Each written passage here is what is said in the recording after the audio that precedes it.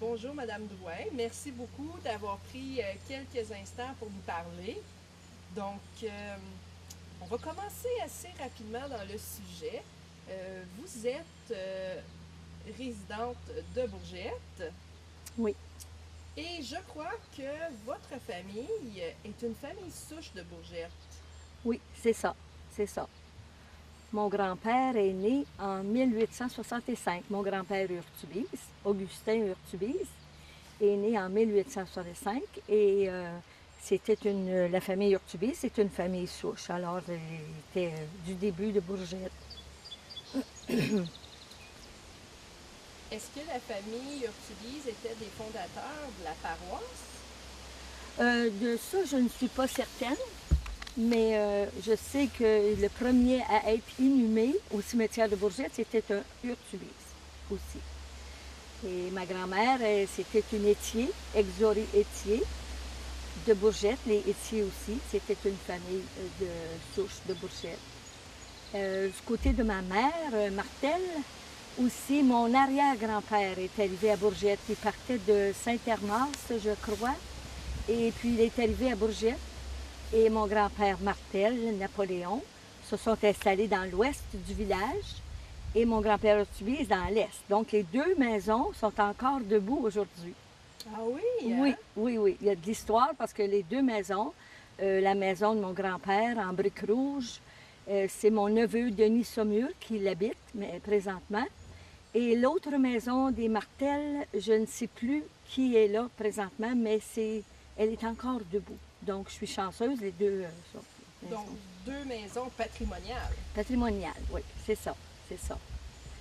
Et donc, vos arrière-grands-pères viennent d'ici. Ensuite, vos parents sont nés dans Oui. la région également. Mon père, non. Mon grand-père, à un moment donné, est allé aux États-Unis comme bûcheron. Et là, mon père est né là, et à l'âge de 3 mois, le grand-père est revenu habiter à Bourgette. Et là, il s'est bâti sa maison à ce moment-là. Mais il est né à Bourgette. Et le côté des Martel, eux, ont toujours habité à Bourgette. Une famille de 12 enfants. Puis dans la famille Urtubise, c'était 8 enfants. Et nous, moi, je suis la 8e de la famille d'Ernest Urtubise et d'Élise Martel. Alors, c'est ça. Donc, encore des grandes familles Ah oui, dans oui. ce temps-là. Les familles canadiennes, françaises, là, ils étaient nombreux. Ils étaient nombreux. Donc, vous avez connu Bourgette depuis le début. Oui, moi, on demeurait sur une ferme dans la concession 3. Aujourd'hui, c'est le chemin Schnopp. Et je suis restée là jusqu'à l'âge de 5 ans. Mon père avait des vaches, des cochons, des poules, etc. Donc, c'était la ferme. C'était une nouvelle ferme. Son père habitait le même chemin, mon grand-père Urtubise. Alors, il s'était installé à cette place-là. Et puis, dans la fin des années 1940, papa a eu un nouveau travail. Et puis, à ce moment-là, mon frère Charles-Auguste a pris la relève de la ferme. Puis, mon père et puis une partie de la famille, on s'est en allé habiter à la Forêt-la-Rose, dans la concession 4, à 4000 du village. Et puis là, c'était plus la même chose pour moi. C'était une autre vision, la forêt. Là. Il n'y avait que des arbres et des maringouins. Et puis, mais c'était un gros changement. Mais j'étais tellement jeune que je me souviens, par exemple, quand on est parti avec embarquer tout le ménage, mes sœurs, là, parce que moi, étant l'avant-dernière, c'est pas moi qui travaillais le plus fort. Donc, c'est ça. Donc, on s'est divisé un peu, mais la famille a toujours été très serrée. Puis, encore aujourd'hui, on vit le plus vieux a 87 ans, Charles-Auguste, et puis la dernière a 68. Donc, oui, on est très chanceux de tous être là. Donc, c'est ça. Et puis là, j'ai habité là jusqu'à 18 ans. Et puis, j'ai fréquenté l'école du village ici, de la première année à la 11e, parce que dans le temps, on avait le secondaire encore à Bourgette. Donc, vous avez été au secondaire à Bourgette jusqu'à la 11e année. Oui. Après, où est-ce que vous avez été? après, le secondaire, c'était terminé à Bourgette, donc il a fallu que, que j'aille à l'école de Castleman, au secondaire de l'école de Castleman. Et on avait le transport fourni d'autobus. La même chose pour le primaire. L'autobus venait nous chercher à la Forêt-la-Rose, mais je dois dire que c'était pas jusqu'à notre maison. On devait marcher 1 mille, et puis papa venait nous mener le matin. Là, on prenait l'autobus, et puis le soir, on marchait notre 1000 jusqu'à la maison. Ça a duré un petit bout de temps, puis après ça, on a eu l'autobus qui venait nous chercher chez nous. Ça fait que c'est ça. Donc, j'ai terminé mon secondaire à l'école de Castleman. Et après, je suis allée travailler à la Banque nationale, sur la rue Rideau, la vieille banque, qui est aujourd'hui le centre des arts, Ah, c'est pas oui. Oui, le Centre national des arts. C'est ça. Alors, c'était là que je travaillais. OK. Et je dois dire que le sol, là, c'était épeurant. C'était des vieilles bâtisses. Là. Oui, oui, oui. Donc, vous étiez une femme qui travaillait, mais vous avez quand même rencontré votre mari éventuellement. Ah ben oui. Mais mon mari, je le connaissais depuis la première année. Parce qu'on a fait on a fait de la première année à la 8e année ensemble. Puis après ça, lui est allé au séminaire. Moi, j'ai continué à l'école de Bourgette. C'est ça. Donc, on s'est mariés en 1968. Et puis, on a eu 3 garçons, Hugues, Marc-André et Pierre-Yves. Et puis, c'est ça. Donc, j'ai continué le travail, chanceuse comme tout. J'ai travaillé à Bourgette, à la Banque nationale. Ayant des enfants, je préférais ne pas voyager. Et puis, l'occasion s'est prêtée que Mme Legault, qui est Mme Rose Legault, qui avait la succursale à Bourgette, chez elle, à la maison de la Banque nationale, ça se terminait, puis on allait être déménagé, c'est-à-dire qu'elle déménageait avec le personnel là, nouveau qui s'installait aussi à Bourgette, à la salle paroissiale, qui appartenait à M. Gilbert Labelle. Et puis là, ça a commencé, j'ai commencé en octobre 70, et puis j'ai travaillé jusqu'en 79, et par après, j'ai eu mes deux derniers garçons. Et puis après ça, je suis retournée à temps partiel plus tard. C'est ça. Donc, c'est un peu l'histoire. Oui. Pour terminer à mon travail, en 98, j'ai travaillé à la pépinière des Dromaguets à Bourgette jusqu'en 2007. Et puis là, j'étais vraiment heureuse en plein air. Et puis c'était un beau challenge. Votre passion, c'était les fleurs? Les fleurs, le jardinage. J'aimais la bicyclette, la marche, la natation, le yoga. Je prends des cours de yoga encore. Et puis, je suis active, oui. Mais vous parlez du passé. Vous aimez toujours ça? Ah, toujours, toujours. Toujours. Oui, toujours. Donc, vous vous gardez active. On est rendu au moment où vous décidez quelque chose totalement out of the box. Où est venue l'idée de la murale? La murale, moi, je suis une bourgetaine, donc je regardais ça au village et puis ça faisait un petit bout de temps que ça mijotait pour des choses comme ça, mais je ne pensais pas être celle qui allait pousser le projet. Et puis en revenant de l'extérieur de Bourgette, j'arrive au coin, puis là, je vois le fameux mur, et puis là, je me dis, ça serait donc beau une murale. Mais à ce moment-là, moi, je ne voyais pas la murale avec Bourgette. Moi, à ce moment-là, c'était la Forêt-la-Rose, parce que probablement, j'avais vécu là. Je voyais une belle peinture d'automne avec l'orignal, puis tout ça.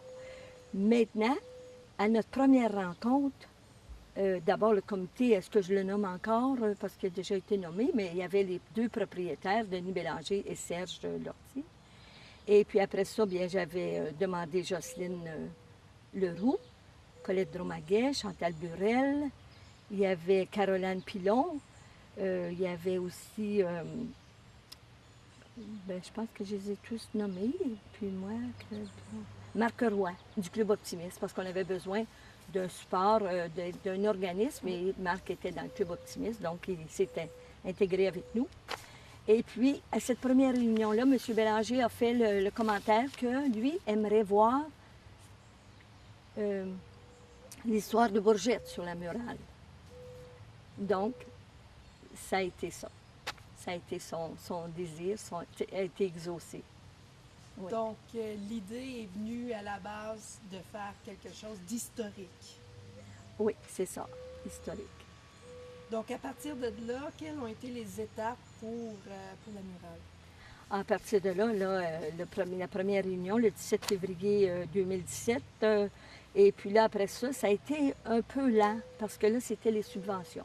Il fallait faire des demandes de subventions. Ça a été une étape plus longue, parce que ça demandait, etc. Donc, après ça, ça a été aussi les fameuses rencontres de médiation culturelle avec les adultes, les aînés et les enfants. Donc ça a été à différentes étapes. Je vous dirais que ça s'est fait plutôt en septembre 2016.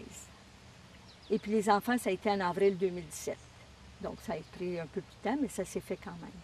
Après ça, il y a eu la réponse de la subvention qu'on a eue de 150 Ontario, le gouvernement d'Ontario. Donc, quand on a eu la réponse, moi, après ça, j'ai commencé à ramasser des sous auprès des comités et faire des demandes, écrire des lettres, me rendre à eux, puis tout ça.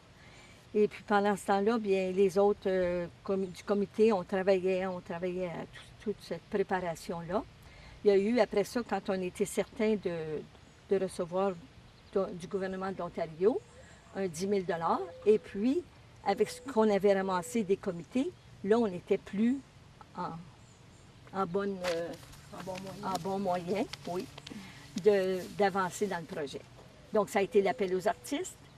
Les artistes de Prescott Russell ont passé devant un jury. Et puis, c'est M. Lévesque qui a eu la bonne nouvelle. Donc, d'où est venue l'idée de l'emplacement de la murale? Parce que c'était le CERDA qui était anciennement, le CERDA, qui a été désigné comme l'endroit parfait. Et avec... Je vais recommencer. Et donc, toute la murale va très bien. L'emplacement a été déterminé comment?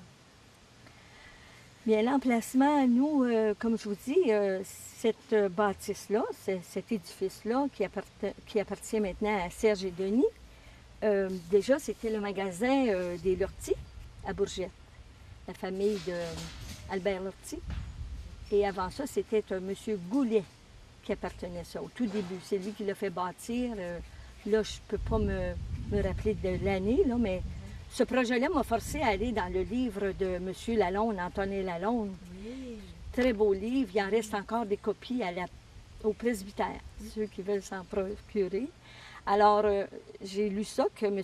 Goulet, c'est lui qui a commencé, qui a appartenu le magasin. Et puis, après ça, ça a été les Lortie, après ça, ça a été Cerdan. Mais dans le temps de ces deux-là, Goulet et Lortie, puis même Cerdan, le devant de la bâtisse était en avant, là, où est le coin du village, le cœur du village. Donc, quand le magasin a pris de l'essor et tout ça, ils ont fait le stationnement en arrière. Et puis à ce moment-là, ils ont fermé le devant. Puis comme ça, bien, c'était pas aussi accueillant, disons, pour le village, là, au coin. C'était pas leur faute, là, c'était la mode. Les magasins se faisaient la porte en arrière. Donc, c'est pour ça que cette bâtisse-là s'apprêtait très bien à une murale. Puis là, Jocelyne, il faut que je lui donne crédit. Elle, moi, c'était le bout de pignon, tout ça. Mais elle a dit, bien, on peut aller devant le bureau de poste, continuer la murale devant le bureau de poste. Donc, ça a fait une murale qui était plus longue aussi. Donc, vous l'avez dit, vous avez posé la murale au cœur de Bourgette. Ah oui, oui, ah oui. Donc, la murale, c'est devenu le cœur de Bourgette. Le cœur de Bourgette. Puis là, je m'aperçois que les gens sont fiers. Et puis, Et puis, on en voit toujours qui sont là à regarder. Puis, oui, oui. Vous parlez, la murale, elle a un nom, si je ne me trompe pas. Oui, la murale, le thème est d'hier à demain. Et ça, c'est Madame du comité, c'est Colette Dromaguet qui a trouvé ce thème. Très beau thème pour représenter justement la murale. Donc, la murale représente l'histoire de Bourgette du début jusqu'à maintenant. Du début jusqu'à maintenant. Et puis là, j'ajouterais que il y a eu de la vague. Le comité, c'est sûr qu'on ne peut pas, comment je dirais ça? On ne peut pas être tous, c'était un comité qui a travaillé très, très fort.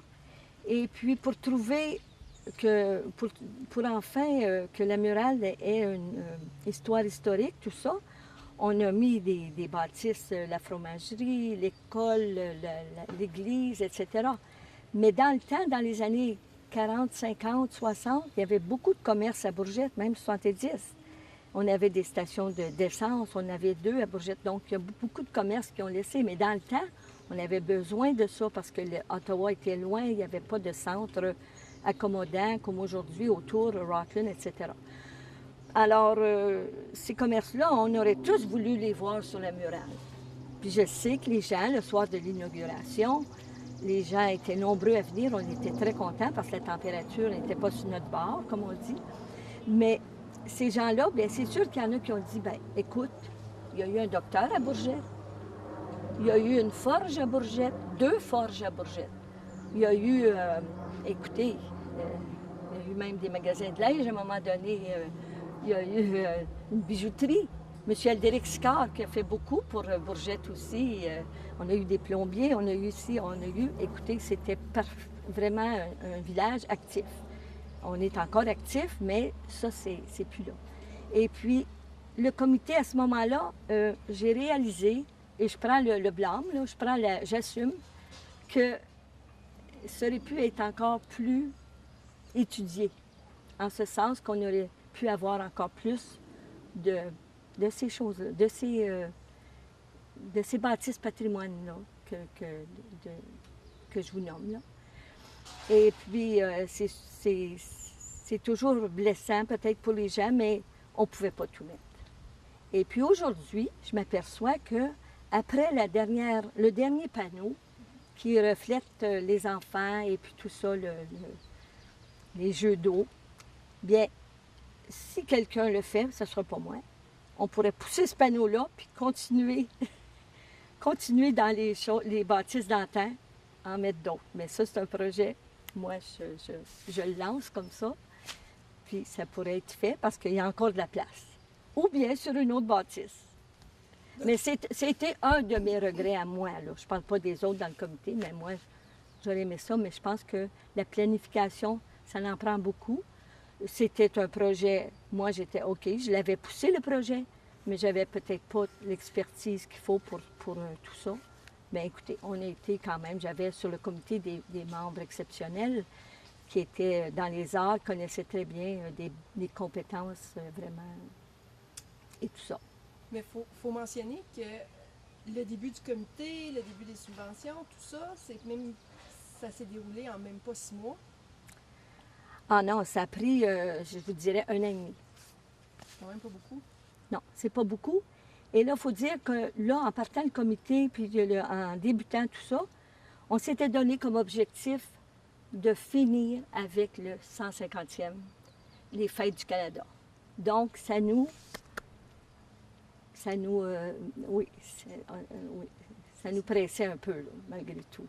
Ça fait que comme ça, bien, c'est sûr qu'il y a des regrets, mais comme je vous dis, il fallait avancer. Notre Bernard Lévesque, bien, lui, il fallait qu'il fasse la peinture à un moment donné. Exact. Donc, c'est au mois de mars qu'on a été un peu... Je dirais qu'il y a eu de la vague, là, parce que là, il fallait se décider pour les bâtisses qui allaient être sur la murale. Et puis, il fallait prendre nos décisions. Ça faisait... Bernard nous avait fait 2 esquisses pour qu'on puisse voir, qu'on puisse décider. Alors là, il fallait le laisser commencer à peindre au mois d'avril. C'est ça. Alors, c'est ça. Mais je veux juste mentionner qu'il y a des gens déçus, comme il y en a beaucoup qui sont très contents, puis c'est correct, c'est correct. Il faut accepter. Bien, c'est terminé, Madame Drouin. Je voulais ajouter un Oui. petit quelque chose. Oui. J'ai aussi à remercier mon comité, la communauté de Bourgette, tous ceux qui de près et de loin ont contribué à cette belle œuvre murale. Et puis, je veux ajouter Mme Chouanière. Parce que Mme Chouanière elle est notre conseillère municipale. Elle a été du tout début. Elle a assisté à notre réunion du 5 avril 2016. Et puis, à ce moment-là, c'est elle qui nous a donné notre premier cachet, 500 $. Elle nous a démarré pour ensuite nous redonner un beau 1400. Et puis, et c'est elle que je suis allée voir la première. Puis je lui ai dévoilé mon secret parce que je ne l'avais pas dit à grand monde pour le projet. Puis j'ai dit, qu'est-ce que tu en penses? Puis elle m'a dit, vas-y avec le projet, c'est un beau projet. Puis elle voulait tellement nous aider encore plus, mais la maladie a été malheureusement de son trajet là, dans sa vie. Et puis elle va mieux, puis tant mieux. Alors je lui dis bonjour, puis je la remercie sincèrement. Je veux aussi parler des enfants d'école. Les enfants d'école qui ont été approchés par Mme Colette Dromaguet pour la dernière médiation culturelle. Et puis ça a été tellement beau, tellement... dont l'animateur a mentionné le soir de l'inauguration, a remercié les élèves, a remercié Colette aussi pour le beau travail qu'ils ont fait. Puis c'est un projet qui donne aux élèves beaucoup de comment je pourrais dire, de cette réalisation-là. Là, ces élèves-là ne sont pas vieux aujourd'hui, alors ils vont s'en souvenir, puis c'est quelque chose qui est magnifique. Puis en terminant, j'ai un projet, là, mais c'est mes petits-enfants, parce que j'en ai 4. Puis ça, c'est quelque chose qui me prend beaucoup de mon temps. Je joue avec eux autres, je suis à 4 pattes dans le sable. Puis ça, c'est mon prochain... c'est un projet que j'ai déjà, là, mais je suis contente. Je suis bien contente d'avoir fait le projet. Je suis bien contente. Ça a été vraiment enrichissant. Merci beaucoup. Bienvenue. Madame Drouin. Bienvenue.